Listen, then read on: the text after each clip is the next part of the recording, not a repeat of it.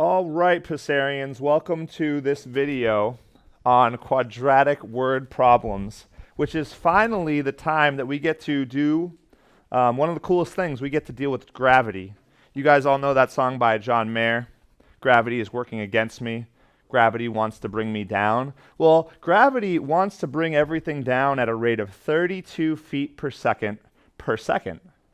And we're going to use half of that quantity. So we're going to use 16 for gravity all the time. And gravity is going to be pulling things down or up. Well, we know, according to John Mayer, gravity wants to bring me down. So gravity is always going to be a negative value. So for this course, we're going to use negative 16 for gravity, feet per second. So everything that you're dealing with is feet. So notice this guy, he's jumping off of a cliff, not recommended to you, by the way, because those rocks underneath could come out and he could hit one of those rocks. So you should not try this at home, okay? I want that to be clear. But this guy must be professional, or maybe he's a stunt double or something. He's jumping off of this cliff. So again, disclaimer, I do not condone you cliff jumping from a height of 48 feet. So the question is, when does he hit the water? He jumps up at 8 feet per second. So it's kind of like listed right here that he jumps up at 8 feet per second. Kind of cool. So right here is 8 feet per second.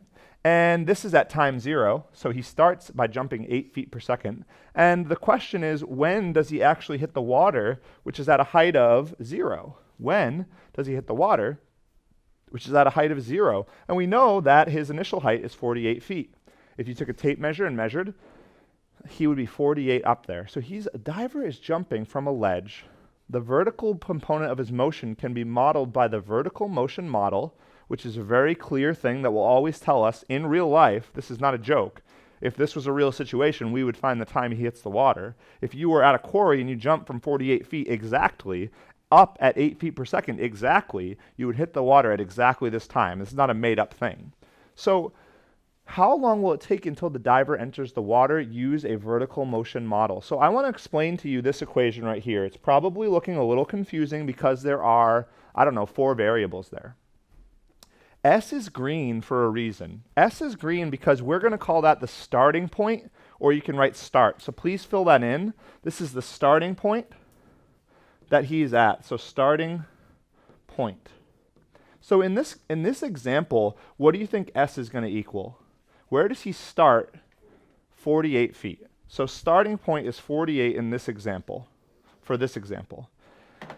V stands for velocity. That means speed, but with a direction. So in other words, speed is only positive. You can't have a negative speed. But velocity is speed that could be positive, could be negative. Now this velocity is his initial velocity. When he does actually jump, so he bends his knees and he jumps up from this cliff, and he jumps up at what rate? What is his initial velocity? And does he jump up or down? He jumps up, right? At what velocity? Velocity. What was the speed again? And this is kind of like speed-ish, I'm going to say. And that was, for this example, the velocity was equal to 8. Okay? Now, the last one is red. So red means stop. Red is where he stops. So at what time, we want to find this diver, and we want to see when he hits the water. I want to ask you how high up he is when he hits the water. How high up is the diver when he hits the water? 0, exactly. So whenever I say hits the ground, this is the final height. I'm going to put final height here. Final height. Make sure you write that down. And in this case, the final height is 0. These problems are pretty simple because now all you have to do is fill into the diagram. So we're going to fill into the diagram these values just right here and see what we can come up with, okay? So start with the final height. We know the final height in this case is 0, so I'm going to put that here. Final height is 0. We know that the velocity that he's going at, so we don't know this. We don't know this, but we do know the velocity that he's going at is 8. So that's from over here, 8t. And we do know that the starting point that he was at was 48. So after all of that work is done, there's a lot of work obviously involved in thinking about what's what. But now that that's all done, we are good to go. We are ready to Oops, sorry, that should have been in blue. We are ready to solve this equation. So velocity is here, initial velocity, and then speed or starting point is here, 48. So does everybody understand what we've done? We've taken gravity, which is going to pull things at negative 16t squared for this class. That's actually half of gravity, by the way. And it's negative because it's pulling things down. He jumps up, so that's a positive 8 because he's jumping upwards. He's trying to get up into the sky, but he doesn't make it. He falls down. And he falls from a height of 48, and he finally winds up at a height of 0, right? Sea level. So now the question is just, can you solve this? That's all you got to do now. All you got to do is solve this. So I'm going to take this equation, and I'm just going to take it out of the whole confusing context of whatever that problem was, and I'm just going to bring it all down here. So now we're just going to work on this equation only, and forget about all of that other stuff for just a few minutes. So take a moment of peace, and just look at this equation and see if you can solve it. Well, I don't really prefer the 0 on the left side, so I'm going to just erase it, and I'm going to put it on the right side, just because that's how we've been doing it, and I would prefer it to be over there. Look at the problem and ask yourself the first question that you will always ask: is there a GCF, a greatest common factor? Is there a GCF? Yes. What would we take out? Yes. Perfect. So 8 is the GCF. We also always want to take this negative out. So word to the wise, for these problems, you're always taking out a negative because gravity is always negative. So if we take out the negative 8, we know that this would be 2t squared minus 1t minus 6. Take a second. See if you agree with it. See if you disagree with it. The reason that I know that that's the answer is because I personally believe, if I were to distribute this like that, I would get this, this, and this. Do you understand that? You cool with that? Now, I don't like the way that the problem looks right now. Not that I should be discriminating against the math problem because of the way it looks. That wouldn't be right. That'd be wrong. That'd be discrimination. But I don't really like how this problem looks right now because it has that negative 8 in the parentheses, and it makes it look kind of weird. Or ugly, you could say. So I'm going to get rid of the negative 8 by dividing by it, okay? Good thing this is a math problem and not another person, because we can't do that, in these days. So now we have 2t squared minus 1t minus 6 equals 0, okay? So we're going to look at that, and we're going to break that one down. Nicer looking problem now. And we're going to find the exact time when this diver hits the water. So we're going to use this method because we can't take anything else out. Thoughts on what we should do for starters? Think about this problem for a second. So what do we need? 2t and t. So 2t and t. And then what do we need here? We need 6. So what can multiply to 6? 6 and 1 or 3 and 2. Okay. So we're either going to do 2 and 3 or 3 and 2. So why don't we try for a second, let's try 2 and 3 and see what happens. Well, with that, our outsides become 6t, our insides become 2t. Does that work? No, that's not going to get us 1t anyway, no matter what we do. So that's not going to work out. So I'm going to swap around the 3 and the 2. I'm just going to swap them. And I'm going to see that the outside comes out to 4t, and the inside comes out to 3t. I know that if I had a negative 4 and a positive 3, I would have the answer. Now, we're not quite done. We just need to solve out those two factors, right? I know, we got to solve out those two factors. So we're going to set those equal to 0 and see where it goes. So really right now what we need to do is set each of these factors to 0. So we got to take this factor, 2t plus 3, and set that to 0. And we got to take this factor, t minus 2, and set that to 0.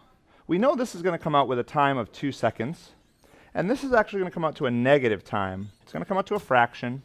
2t is equal to negative 3. So t is equal to negative 3 over 2. Well, could we have hit the ground a second and a half before we jumped? No. So we're going to throw out this time because it's a negative time. And we know it didn't happen in the past. We know that he hits the water in the future.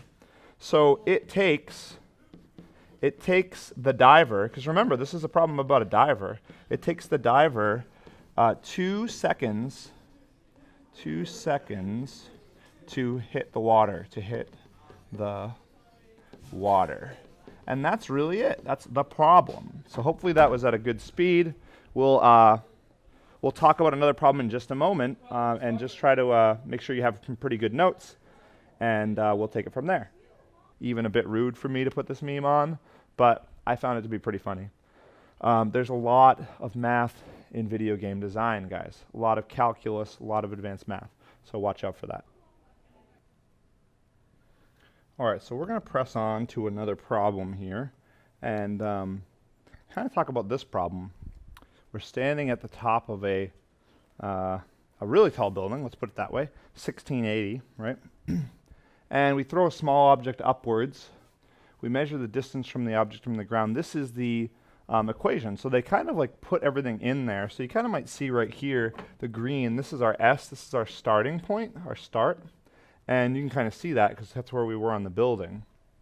We threw the object upwards, which means that the velocity was positive. Velocity, right? Velocity is positive. And you can kind of see that that's kind of cool because here's the velocity right there. Now this question is talking a little bit more about the details of things, kind of like, really like, what is h of 3? So this is a little bit of a review, if we think about it. H of 3 is when we plug 3 in for the time. So we need to take this problem, we need to plug in, not time actually, we need to plug in 3. So let's look at what that's going to look like. Well, I'm going to erase these areas where I had time, and I'm plugging 3 there. So 3 is going to go here, 3 is going to go here. So 3 and 3, right? Those are not nice arrows. Now I want to just work on that, which is going to be, let's see, negative 48, positive 6, 7, 50, 768, I hope, plus 1680. I did that in my head, so hopefully I got the right number. And now, oh, there's a mistake. There's a big mistake here, actually. It's because this is squared. This 3 is squared, right? So this should have been 16 times 9, right? Because this is 9, and this is negative 16 times 9. Well, I know that 16 times 9 is going to come out to, that's 54, and then that's 9 and 5 is 144. So this is going to come out to negative 144. If it's okay, I'm going to erase that. You can always go back and look at what I did. And now we'll have a better idea of what's going on here. So what we have now is, well, the 768 minus the 144, that's 624. 624 plus the 1680, which is where it was, and that's going to be, I would say 2304 feet is probably where that object lands. Hopefully there's not a mistake. If there is, I will try to edit it out. So they then ask, how much does the object travel during the 2 seconds between 5 and 7? Can you just look back at part A and find h of 5 and find h of 3 and h of 7 rather, h of 5 and h of 7 and subtract them? If you just do that, you'll be okay. That's how far it went, because that's the place that it was after 5 seconds and the place that it was after 7 seconds. And if you subtract those, you should find how much space there was between those two things. So it's almost like you're taking the tape measure and measuring how far it was at 5 seconds. You're taking the tape measure and measuring how far it was at 7 seconds, and then you subtract them. So this is going to be a now you try, because it's the same thing that we just did in part A. So now you try part B. So you can pause the video and give that problem a shot right now.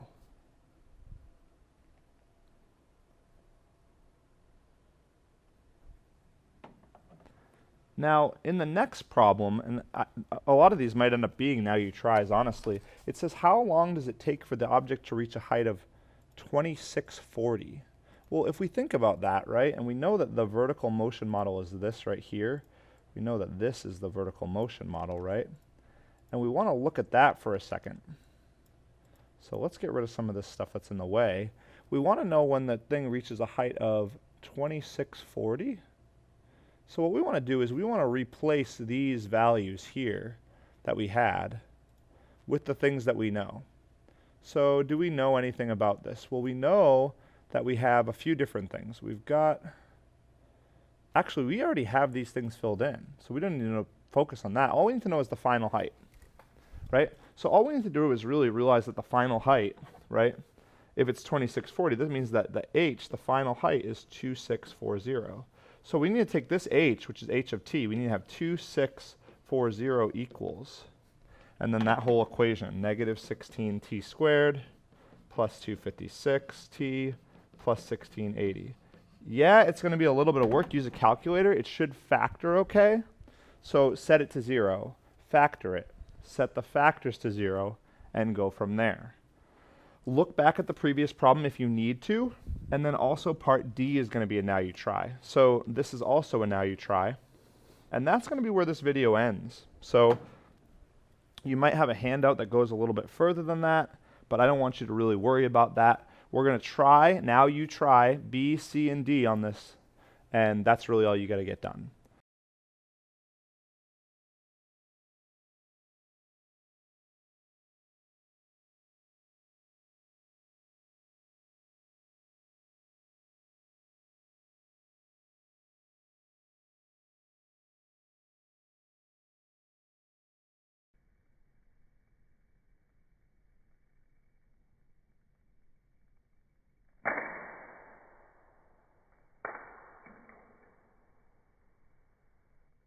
This is going to be part B of the video. So when we do get there, just so you're aware, 6.6b notes are going to start right here. So I'm over time. I want to stop there. You got a lot of now you tries, the B, C, and D from that problem, and I will see you in the next video. Thanks for watching. Peace.